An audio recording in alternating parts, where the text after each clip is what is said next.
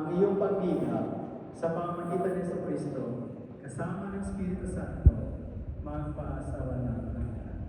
Amen. So far, who had perfected the 4 days before? 4 nights. 4 nights? Raise your hand. May greeting recitation tayo ngayon. So keep going on, completing this novena as we journey hand in hand with our Blessed Mother. And that's the beautiful gift that we could offer as we are approaching Christmas. And prepare your hearts, prepare your big hearts so that the Lord Jesus Christ will be born inside our hearts. So thank you for attending this Mass tonight, and we will see you on Friday.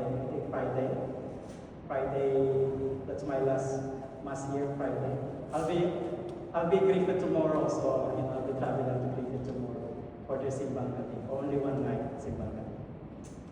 The Lord be with you. With your spirit.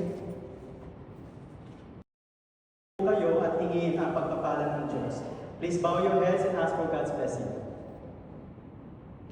Ama namin yung pagpala, ipagkaloob mong makilala ng iyong bayan, ang ipinahayag na sinasampalatayanan at mahalin ang tinanggap sa pagdiriwang na banal na pagkikinabang sa pamamagitan ni Jesucristo, kasama ng Espiritu Santo, magpasawalang hanggan.